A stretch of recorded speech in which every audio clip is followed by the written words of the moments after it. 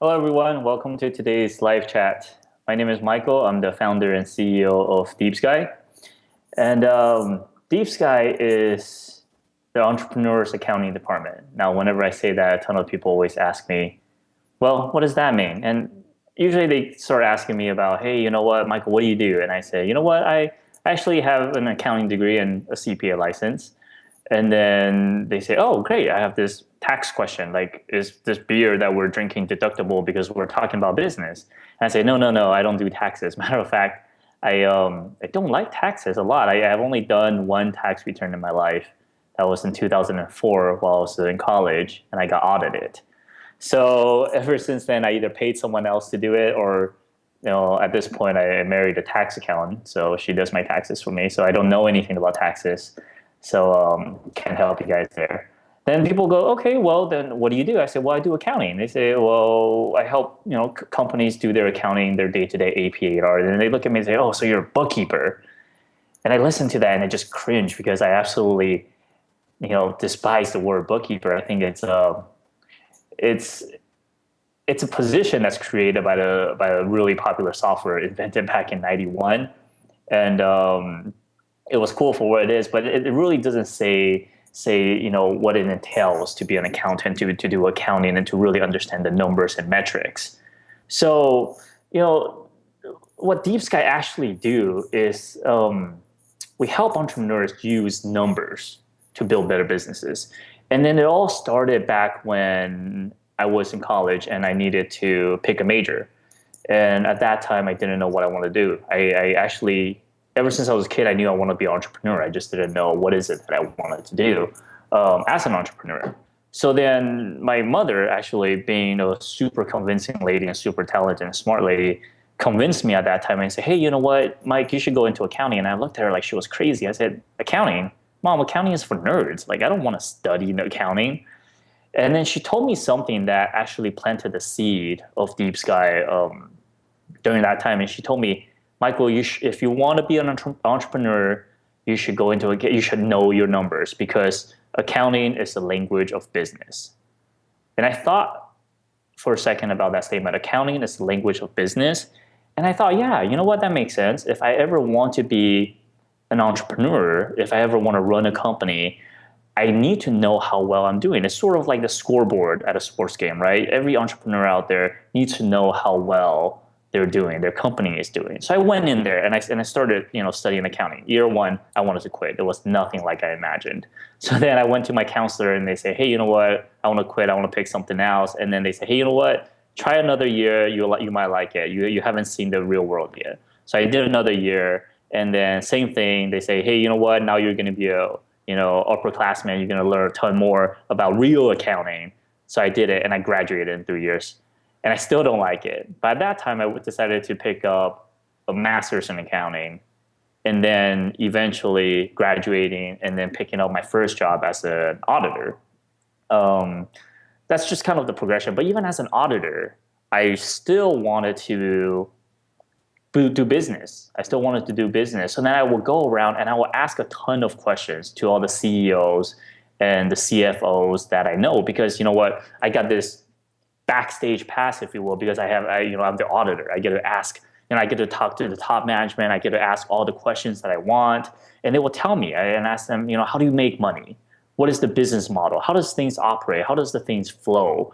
And how does, most importantly, money flow in your business? What makes it all work, right?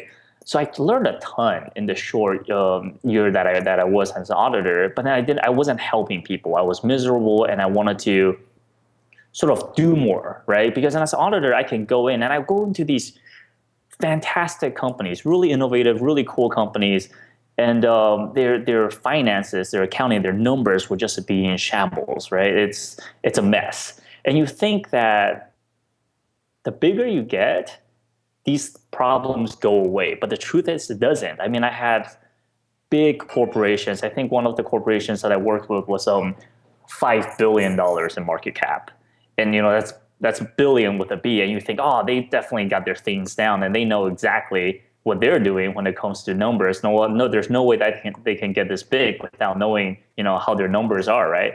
But that wasn't the case. I mean, they were a disaster. They had I believe 40 people just paying bills in that company, and then they still couldn't get it right.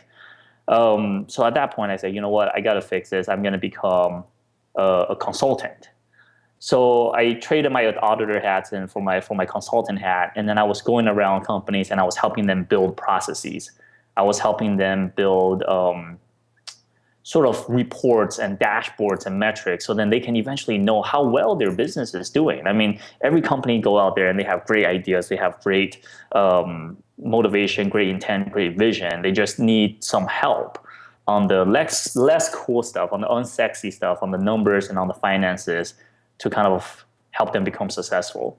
So I did that for a little bit, and then it finally hit me one day that I was talking to one of my clients, and I realized that that was my passion. My passion was in knowledge, and my passion was in business. And that was kind of what married the two, right? I wanted to build a business that I can call my own, and I wanted to employ a bunch of people who are really good at accounting and deliver sort of the service for them on an ongoing basis. Because, I mean, it's obvious to me that looking around, nobody knows how to do it. So I figured, you know what, I know how to do it. I'm an accountant.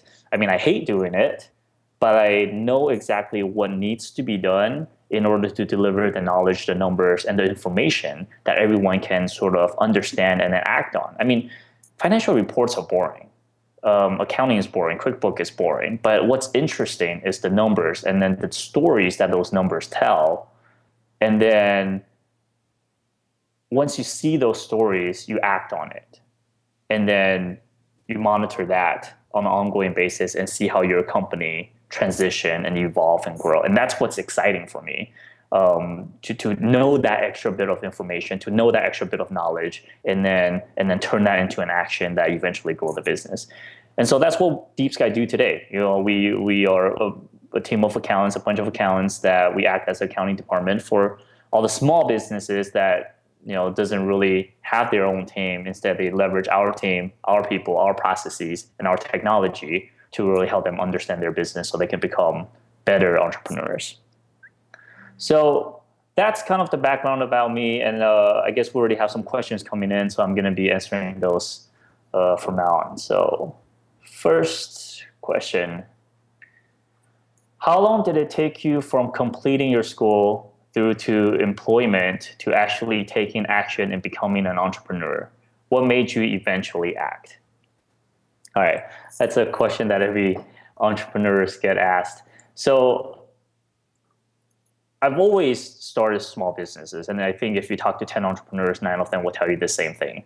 I sold candies in school, and then I got shut down because they don't allow candies in school. So then I bought a candy vending machine, or I rented a candy vending machine in the teacher's lounge, and I started selling candies to the teachers, to the people that shut me down. And I built computers in college, and so I always had a passion. I always had a knack. The first driving force for all of those small businesses was money. At that time, I wanted to buy something nice, and for me, it was the S2000. It was a car, Honda S2000. It was the coolest car that I saw and I really liked, but I couldn't afford it, so that's kind of what drove me. Now, what eventually got me to start DeepSky was that a real business, if you will, was that, I was working as an auditor, right? And I was miserable. And then I switched over to working as a consultant. But as a consultant, it didn't really give me the satisfaction I want. Because remember, I wanted to get into consulting because I wanted to help people. I wanted people to see and understand the knowledge that I'm giving them, and then doing something about it, and then becoming successful because of something that they learned from me.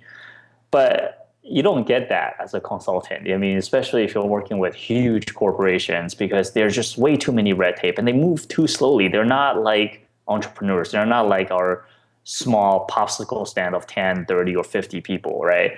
When you're with a company that's less than 100 people, you can move really quickly, right? I guess the fancy term nowadays is called pivot. So I wasn't happy. I really wasn't. I was good at what I did, and I was popular with my clients, but I wasn't happy internally, and it didn't satisfy me. And I always believe that if you're not happy about your life and if you're not happy about where you are, you're the only person that is empowered to do something different about it. So rather than sitting around whining, you should do something. And two events that really triggered my jump, if you will. One time it was Friday night. I was super young, 24, 25. And I was hanging out with my buddies on the weekend. We're drinking beer, and I was whining about my life. I was talking about, oh, I worked 100 hours and how blah, blah, blah, clients are tough, and whining, whining, whining. And then I had that moment where I sort of can start hearing myself. And I was really annoyed by it. I thought, man, this guy is really uninteresting. He's young, he's 24, and he's at a party and he's whining about his life. I'm saying, who have I become? So that's kind of the one thing that was one realization that I have about how upset I was. And the second realization that I have was that I was hanging out with a client of mine, and we're talking about numbers, and then I would say, hey, you know what? Thank you. That's great. I'll see you tomorrow. And as I was walking out, she stopped me. She says, Michael, and she's a good client of mine, and we don't know each other. We see each other once a quarter, but we're not close, but we're friendly. So she says, hey, you know what? Are you okay? And I said, what do you mean? I was like, I'm fine. Everything is good. She says, no, you just didn't seem like you're all there. And I sort of told her, I said, you know what? I feel like I'm trapped. I feel like I'm stuck. I want to start my own business. The issue is, the economy was bad. It was 2009. I don't know if I have the skills for it. I'm too young, and I'm young in accounting, right? If I'm young in tech, that's great. But I'm young in accounting. Everybody expect accounting firm owners or consultants to be 65 and above, right? That shows credibility, that shows experience.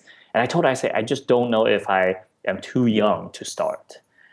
And that's when she looked at me in the eye and she told me, hey, you know what? I can see that you're really unhappy. You're really good at what you do.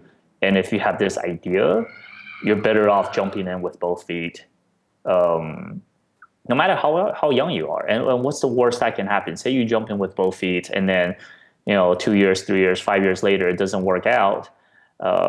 Just come back and do something else. Get a job and do something else. And at that point, there was the two realization of how unhappy I was, and also the encouragement from, someone close to a stranger, to really allow me to make that move. And I walked in, I walked into my partner's office, I believe a week later, and I asked him, say, hey, you know what? Scott, can I talk to you? He says, okay. And I say, can I close the door? He says, great. I closed the door and I sat down. And the first thing I blurted out was, I hate accounting. And he kind of looked at me like, well, what do you want me to do about that? And, it kind of progressed from there. He actually helped me out and was really supportive and really helpful in transitioning me out of, quitting my job and then starting my own. So, second question. It sounds like a big value DeepSky has in working with client is listening. What advice would you give others on making sure the client's needs, frustrations, and past are really heard out before work begins? This is the key. Let's see. What advice would you give others on making sure the client's needs, frustration, and past are really heard out before work begins? I don't know if there's advice except for listen.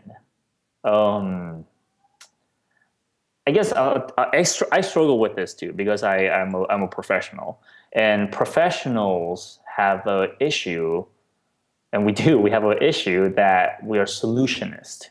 We have all these knowledge and all these ideas in our head, and we just want to solve things, and we just want to fix things and make everything okay. So whenever a client comes to us and they say, hey, Michael, I need accounting, right? And right there, you jump on it. You're like, oh, great, I know accounting. Let me help you. You need to buy from me. And we stop listening. We want to solve their problem, or we want to solve what we think is their problem. And I think a lot of it comes from this misguided superior complexity, that we think we're better than our client, that we think just because we know a certain area, in my case, accounting, in other professionals' case, we work with law firms and creative agencies. They do the same thing. Lawyers think, hey, I know the law, therefore I'm better than you, therefore I can solve your problem. Creative agencies, the same way. I design better, I market better, I dev better, and I can solve your problems before you even tell me what your problem is. And it took me a while to really have the humility and have the courage to listen to our customers. And I tell my team this all the time because our clients don't really care about what we do. Take DeepSky, for example. We do accounting. Nobody cares about accounting. Nobody cares about financial report. What they care about is their well-being. What they care about is their business, the people that they hire, the people that they need to pay. What they care about is how profitable they are, their partners, their family. What they care about is how do they make their vision a reality. Nobody gives, nobody cares about the financial report. The financial report is merely a tool that helps them understand these true pain, true issues. And it really takes a professional to understand that, to have the humility to say, yes, what I do is nothing more than a tool to be able to slow down and listen. And I think that is super important. And I think that's actually one of the distinguishing factor between us and a traditional CPA firm. And that's one of the beef that I have with the traditional accounting industry is that whenever a client comes to us and say, hey, you know what? I need accounting. And we're like, oh yeah, I can do that. Oh, you need a cash flow statement. Nobody knows and understand what that is. I mean, I have 2 degrees and a CPA license, and it takes me a while to understand what a cash flow statement is. But those things are created because the profession is built on these, I have better knowledge than you, and therefore, I got to showcase that knowledge. Hopefully everything coming out of my mouth you don't get. And that is just wrong. It's backwards. So it takes humility and it takes patience to sit back and understand, well, Mr. Client, why do you think you need a cash flow statement? Well, I like to know where my cash flows in and out. Okay. Well, what is it exactly that you like to see? Well, I want to make sure more money comes in than money goes out. And then understanding exactly why that is. Even then, it's like, okay, why do you want to understand that? Well, I want to make sure that I don't run out of money 6 months down the road. And it's like, okay, why is that important? Well, if I run out of money, then my business is gone and I can't pay people. It's like, okay, that's something that's important. Then we work our way back. It could be something as simple as, hey, I email you once a week and tell you what your bank balance is. The solution may not be the cash flow statement. That's my point. The solution may not what we think initially is, but something much more simpler. Yeah, much simpler and much more effective. So I guess the answer to that question is just humility and understanding that we don't always have all the answers, and that slow down and listen. Just slow down and listen, because what we do as professionals is that we are a tool and we provide other tools to help them be successful. So the humility and understand that we don't have all the answers. Another question. I am a new entrepreneur. Pricing out projects is super tough for me. I very rarely see a profit at the end of each one, despite making changes each time. How can I price competitively while ensuring at the end of my work, the company has something to show for it? That is an amazing question. And before I answer, I will tell you that I am a student of pricing and that I don't have the answer for that. But I'll tell you kind of my discovery over the last 4 or 5 years now. The last discovery over the 5 years, my journey, if you will, on pricing, and then kind of eventually getting to where I am today.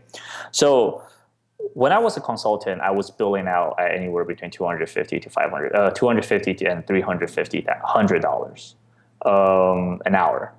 That is not what I was making, but that is what my firm was billing me out at. And when I came out on my own, my first project was $50 a month. Actually, it was $100 a month. And then my partner at the time gave a $50 discount because the client voiced, $100, that's a lot of money. And I wanted to cry. Actually, that was probably one of the moment and one of the many moments in entrepreneurship where I broke down and cried and thought to myself, what the hell am I doing? Um, and it was really the lack of confidence and the lack of knowing. And I'll speak a little bit to the idea of pricing. There's two ideas of pricing. One is that we add value into it. We put work, we put effort, we put raw material into it, and therefore something that we do creates value. So, if I take plastic and mold and buy equipment and mold them into a widget, and I spend X amount of hours onto it, now this widget is worth something to someone. That's one way to price it. That is probably the industrial revolution way to price it, and it's terrible. In the world of professionals, so if you're a designer, app developer, or if you're a lawyer, our version of that is the billable hour, and the billable hour is a disaster. The billable hour is something that is created, I think, back in 1911, 100 years ago, and the idea of that is that if we spend enough hours into it, we create a value. But any professional will know that that is not true. Everything that we create, everything that we make, me accounting, a digital agency, apps and websites and logos, law firm, attestation, cases, contract review. We think that if we spend 10, 20, 30 hours, that's worth something to someone. But that is not always the case. There are a ton of times, especially when I was an associate, I remember, there are a ton of times that I would spend hours on tasks that I have to do. One example would be copy and pasting. Copy and pasting data. So when I was an associate, I needed to analyze data. And in order to analyze data, I first need to organize it. And some amount of that is literally going through hundreds of thousands of lines or tens of thousands of lines in Excel and copying and pasting before I can analyze this data. And I will bill out $150 an hour to copy and paste in Excel. That is not worth $150 an hour to anybody. So why do we keep doing that? And the reason for that is we don't know any other way. We don't know better. That's what the firm taught us. That's what corporate taught us. That's what it's been done in the profession for the last 100 years. So fast forward to today, how do we try to price, right? And super hard. The way we try to price is we try to determine the value. The thing is that there's a value to everything. In the case of a website, let's say, in the case of a logo, what does that logo mean to me as a company? DeepSky has a logo. We had 3 logos. The first logo I drew by myself. The second logo I went on 99 Design, and so I paid, I think, $200 or $300 for it. That was the value for me. That was what I can afford, and that was the value for my brand. And then there is the logo that we have today, which we actually have a marketing firm, a digital agency, a really great marketing firm designed and built for us, and that cost us a ton more than 99 Design cost us. And that's because one, we had growth and we can afford that now, and two, it's because it's worth it for us.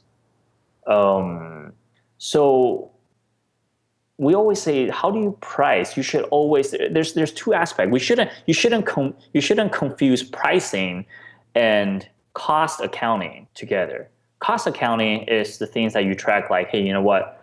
If you want to track how much time I invest in, if you want to track, what are the expenses that I did, if you want to track sort of the facilities overhead and all of that, that's on your P&L. You see that. You see how much or how little you make money. But how do you price should really have nothing to do with how you cost. So how you cost should just be a bottom, a floor, right? You don't want to go below that. But how you price should always come from the client, right? What is the client value? What is their issue? What is their pain, right?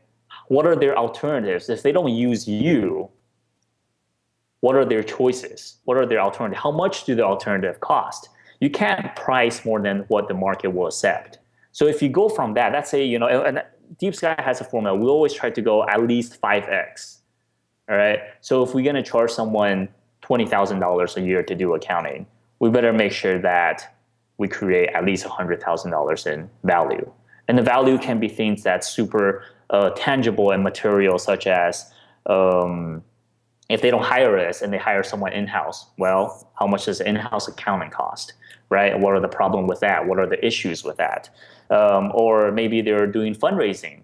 If they're looking to fund $20 million, and we are the one that's providing all of the due diligence report, we're only providing all the financials, we're answering all the questions. I don't know, maybe 1% of 20 million, 200,000, $20,000. That sounds like a fair price. So it's always based on what the customer's perceived value is. And if you're a professional, if you're producing goods, then it's a little tougher to do. But if you're a professional and you're providing service, it's a case by case. So it's a harder process, but it's definitely a more profitable process, and it makes more sense. And it puts you on the same side as the client. So now, do we still do work that lose money? Yeah. There are tons of times that we have to spend hours upon hours on just sorting through data, sorting through numbers, and figuring that out.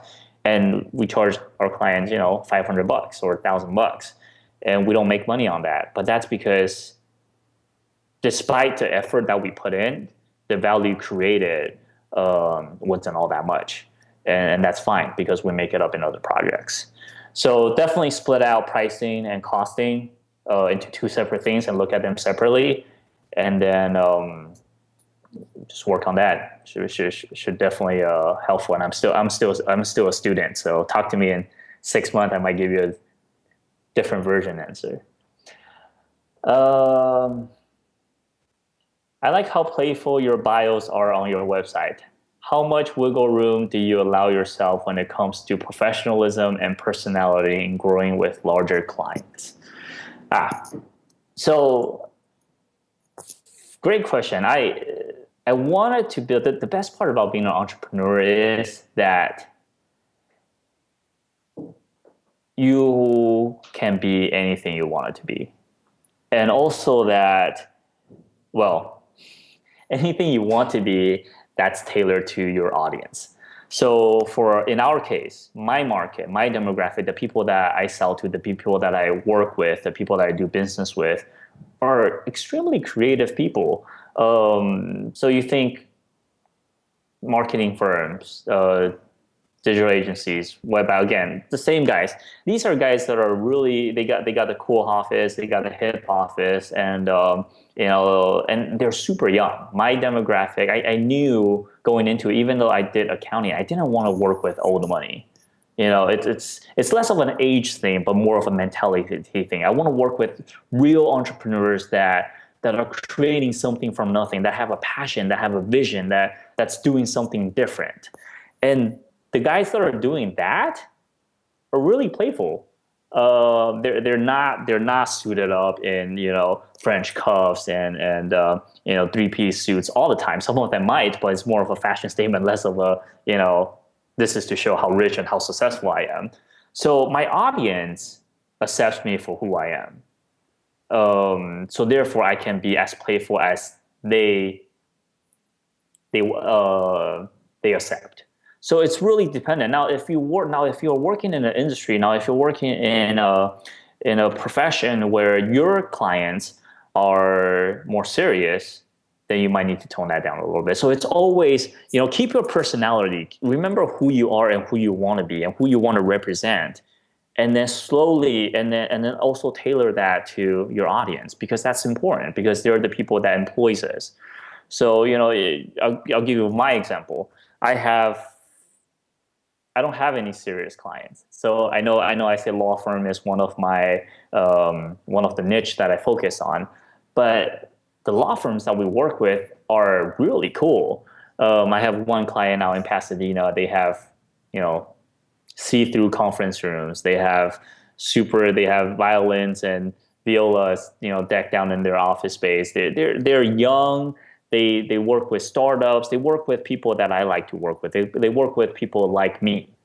And so I don't work with all law firms. I work with the law firms that are like me, that would like me, and would appreciate my service. So I don't think just because you want to be professional, you have to be all buttoned up and sort of boring, if you will. That's one thing I definitely didn't want to be. And being in the accounting industry, that's tough.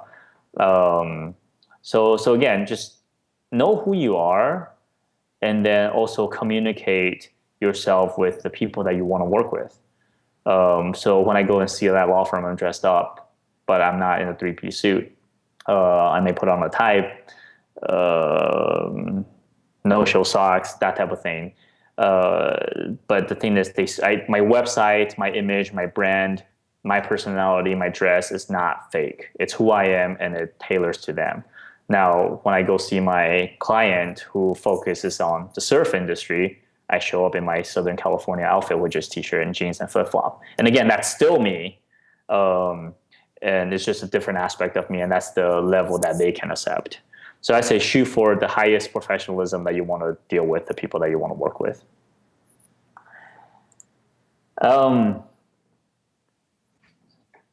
Accounting software for small business is the worst. Agreed? What do you recommend a small business use with a small payroll and one that is service-based? All right, give me a second here. So first off, I completely agree with you that accounting software for small business is the worst. We looked at about 40 accounting software since we started. We ended up with 2. It's always hard for me to recommend accounting softwares because software is one of 3 things that we think will be successful for accounting. And the first thing is people. Doesn't matter what it is, doesn't matter if marketing, accounting, whatever it is, you need the right people to do the right job. The second thing is process. Process is another tool that help us do the same thing consistently over and over again to make sure that our numbers ties, our numbers works. And then the last thing is the software. A good software saves lives and saves a ton of time. The issue with the industry or entrepreneurs in general is that we keep thinking that there is this silver bullet software that out there that if I just get that software, my accounting will be great. And I will tell you right now that I've looked at all of them and there's no such thing. They don't exist. There's some that are trying, definitely working towards that group, but there's no silver bullet. So if you are going to invest in your accounting, the first thing is to invest in someone good. Doesn't matter if you're at just starting out at $10,000 in revenue or at $10 million in revenue. Invest in the most, I wouldn't say the most expensive, but the most valuable person you can invest in. And then the tools and the process that they bring on board will be able to help you. They can use, I've seen companies run on spreadsheets and it works for them. I don't recommend it and it works for them. So just, if you're looking for that silver bullet software, get it out of your head. It doesn't exist. So with that said, I will tell you what DeepSky uses for our clients. So we've only used cloud-based accounting software. So if you're thinking about going out there and buying QuickBooks or buying anything that comes in a CD or you need to download or sits on your desktop, forget it. That was cool, 1991 maybe. The world has changed a ton now, and you got to move to the cloud as far as accounting software goes. If you are a smaller, let's say you say service company, right? If you're a smaller service company, and I define small by anybody less than $15 or $20 million, you can use Xero, and that's what we use. Xero, Xero. Xero is a new aged accounting software. The issue with Xero, or the strategy, if you will, their strength is their weakness, is that they don't do A through Z. So everybody is super familiar with QuickBooks, and QuickBooks are the 100-pound gorilla that does A through Z. Zero says, I don't do A through Z, I only do A, B, and C. But you can rest assured that A, B, and C is done beautifully. So that is zero.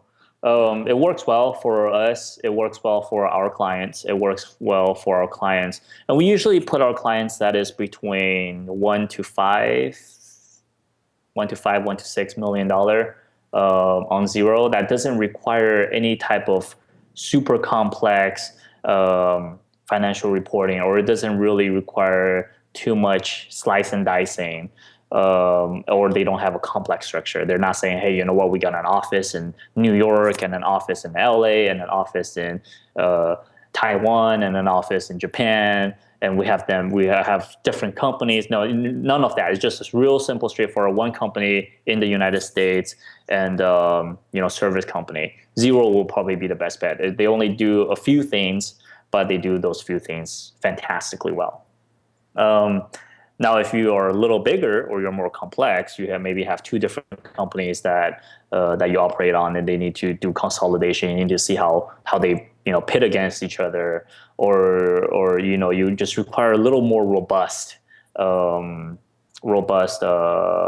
reporting and analysis than what we put our customers on is Intact, INTACCT.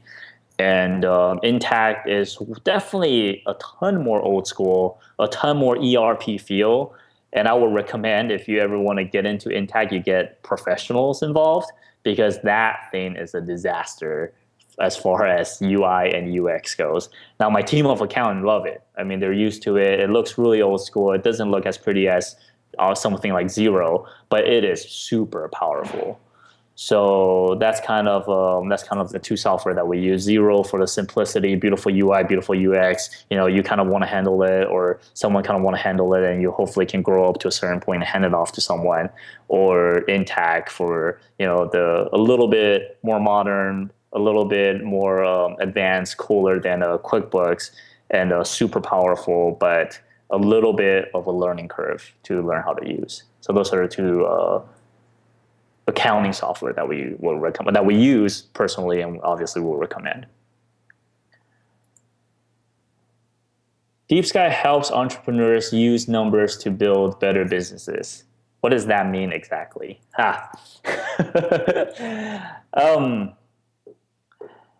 So I touched on that a little bit in the beginning, and I guess I will clarify a little bit more. Where we want to we do the day-to-day accounting.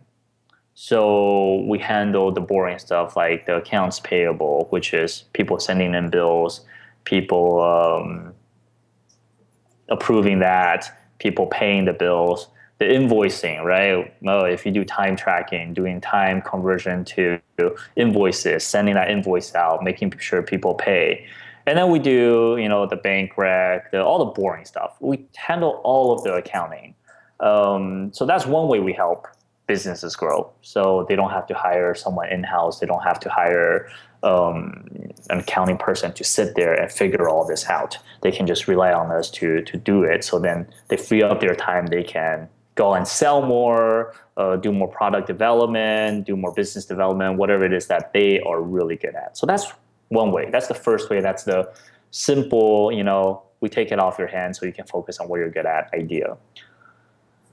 The second part, which is much more interesting than the technical stuff and much more valuable, is where all these data, where all these lines of data, all these numbers, all these minutiae get to. They eventually end up through processing, through accounting, through reconciliation, through reporting, through dashboarding, and through communication. It ends up for all of our clients on this little sheet of paper, literally a one-pager. And we have clients that run $15 million companies on this one sheet of 8x11 dashboard of metrics. And that's where things gets interesting. We started highlighting, we started illustrating trends. We started looking at things like, how effective are my laborers? How effective are my departments? Or that $10,000 that we invested in marketing over the last 3 months? What kind of return are we getting? Do we continue to do that, or do we stop? How much taxes are we paying? Why are we paying that much taxes? How do we pay less taxes? Tax is not our focus, and I briefly touch on that because I know that's on top of mind for everybody. But through the day-to-day stuff, we're able to answer questions like that. And I will tell you kind of the perfect picture of our clients. Where we want to take our clients to is that on a monthly basis, we sit down with them. And we have my controller, me, and the CEO, and usually their assistant. We sit down, the four of us, and we'll talk about this one-page 8x11 metrics. And all the metrics on there are tailored to the goals. So, for example, if the company's goal is, I want to increase the average sales numbers, we have average sales number on there. If their goal is, I want to increase market shares, we have numbers like revenue and profit on there. If their goal is, I want to adjust my personal payroll to market rate, we have payroll numbers on there. So every one of this sheet of paper is tailored to the business goal of that entrepreneur, and we just call our entrepreneurs out on a monthly basis. We literally, so there's two type of metrics. The first type of metric is input metrics. These are the things that you can do. How many meetings did I go? How many sales calls did I make? How many web page views do I have? These are things that a ton of developers are understand. These are the inputs that we put in. And then there's the output, the result metrics. And the results metrics are things that accountants are fantastically great at, which is profit, AR aging, AR account receivable balance, how much. So sorry about that. So there's two type of metrics. There's the input metrics, and then there's the output metrics. And then we lay those out side by side. And again, all these metrics are relevant to the business goals that we talked about either at the beginning of the year or at the beginning of the quarter. And we just call our entrepreneurs out. I mean, entrepreneurs are terrible, and I know because I'm one. We're terrible at being held accountable. I'll say 50% of us started our own business because we didn't want to be accountable to someone else. I mean, we're great at doing things ourselves. We're great at being accountable to ourselves, but we're not so great when we tell other people we'll do something and we don't. So, and that's what we do. We go down line by line, and you can hear these entrepreneurs sometimes because we get on a conference call with them. You can hear them, you can see them. They literally walk around, and then they're saying, okay, what is our marketing number? Okay, our marketing number is, 20,000 for the month. Why is it 20,000? Because on average, it was only 16,000. Oh, it increased because we contracted A, B, and C. Well, what are our results from that? Okay, here are our results. Well, it doesn't look like contractor B and C's are performing well. So then you can hear them, and we get really excited when this happens. You can hear the CEO picks up the laptop and go, walks across the office, and then you go to whoever is accountable for that, that project, and say, hey, you know what? I can see that our project with contractor B and C's are not doing well. I want you to monitor it over the next 14 days, and then if it still doesn't pick up, that's cut that because we can spend that resource, we can spend that money, we can spend the time on something that's more effective. And then when that happens, we are super excited. It's super nerdy, but I know, but it gets your accountants really exciting. They're really excited when you take the numbers that is provided to you, just black and white numbers on your one pager, and then actually doing something about it. Because that's what business is about, right? The business is about measuring. It's about tracking and measuring your performance, and then making your little tweaks until one day you make it. Whatever that definition is for you. So that is how we use numbers to build better businesses. We analyze the crap out of it, and we act on it. So how do your clients discover DeepSky, and how much of it is you finding them?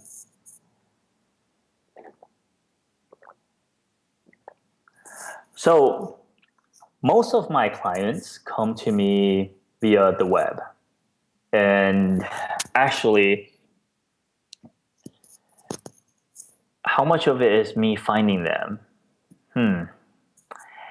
I'm drawing blank on that right now because I do a ton of marketing, and I at least that's a goal of mine in 2014, is that I make phone calls, I make connections, I go to conferences, I go to local events, and I meet people and I talk with them. But the reason why I'm drawing the blank is off the top of my head, I said most of my clients came to me. Like I didn't find them, which is really interesting all the time. And they found me really through the interweb at events like this, or maybe an article that I've written somewhere. If you look on our website right now, you'll see that our blog is down, which is a disaster. I need to get that back up. But before we used to blog, we tried to blog once a week, and we have a ton of content.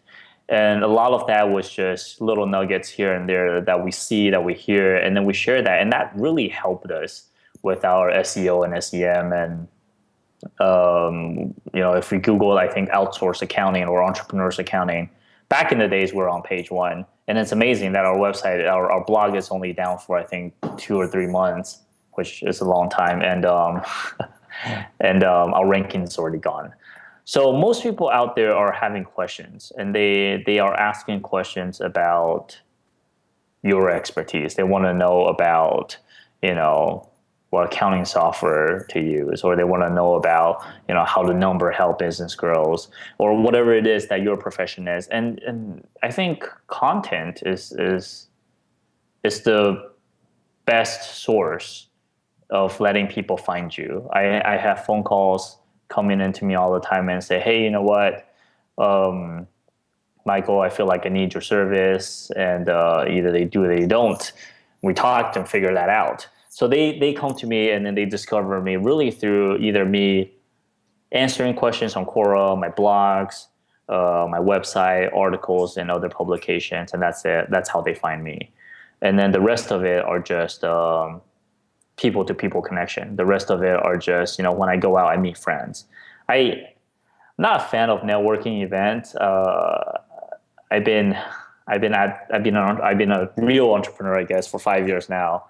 And every time I go out there, people are exchanging business cards, and they're either trying to figure out if they can sell to you or if they need your service. And I'm just not a fan of that. What I am a fan of is making friends.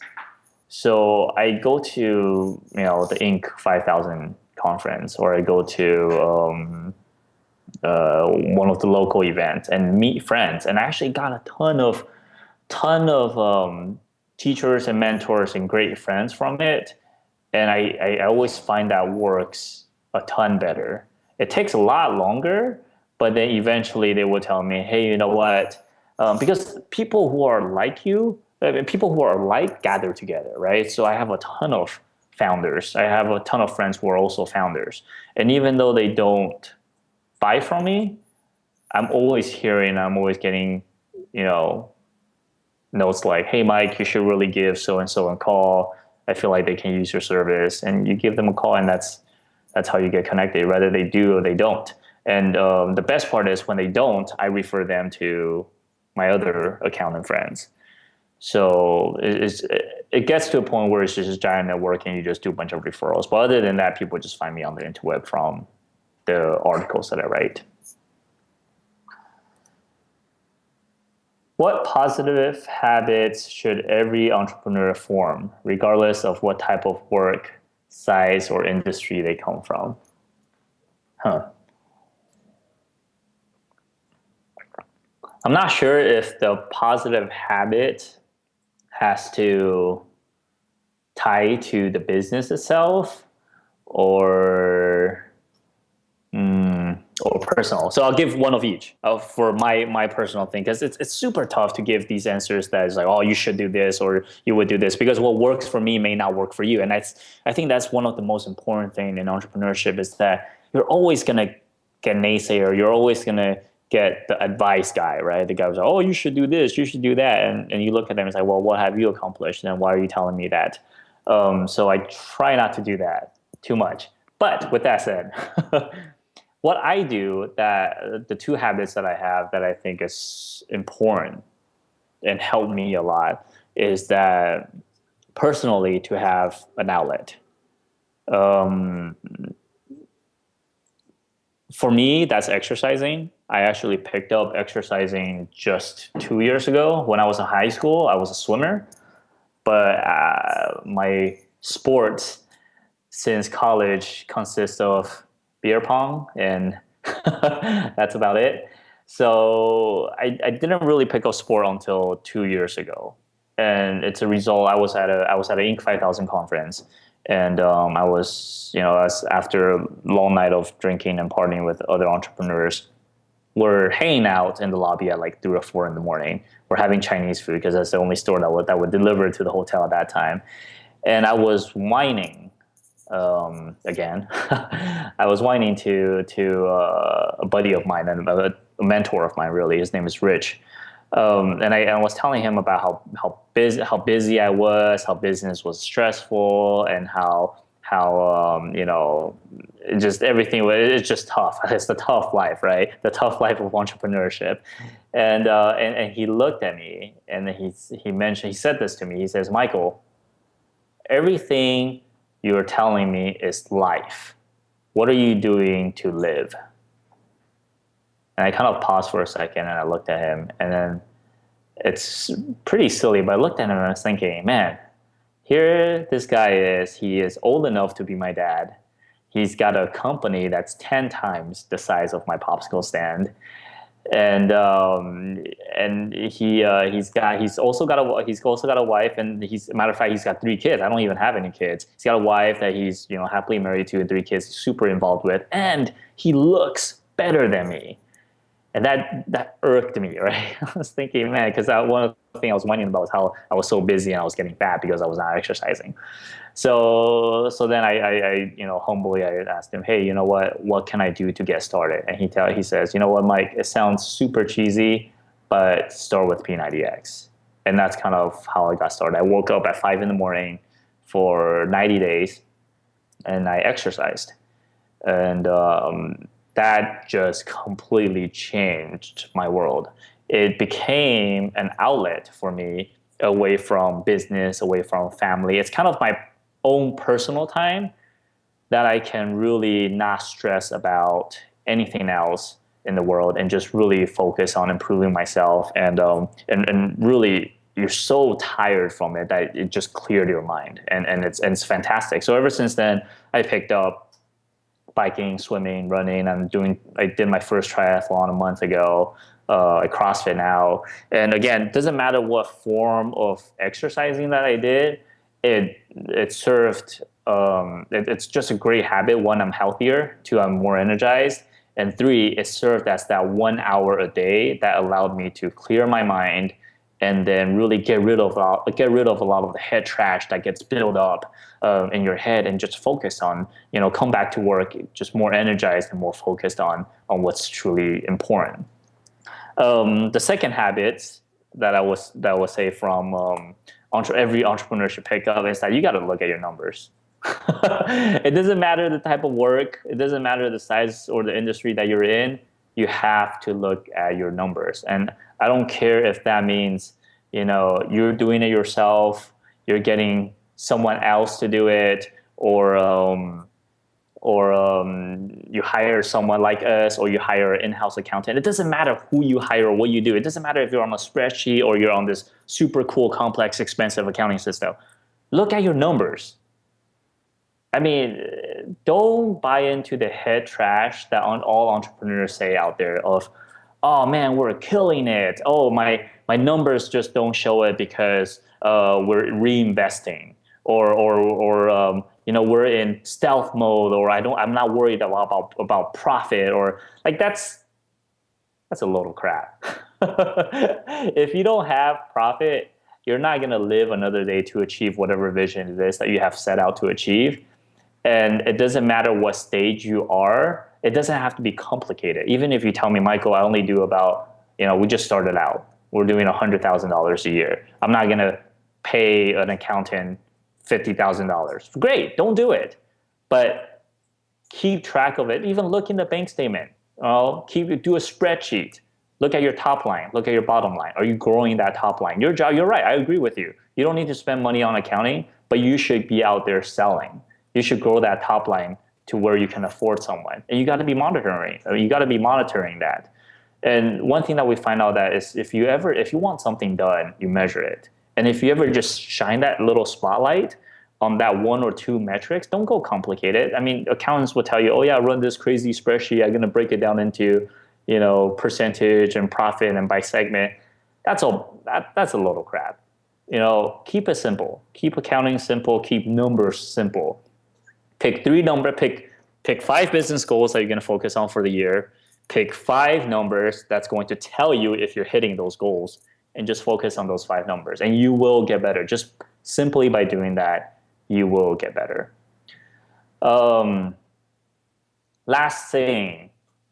Last question. We got 3 minutes. We're going to finish last question here.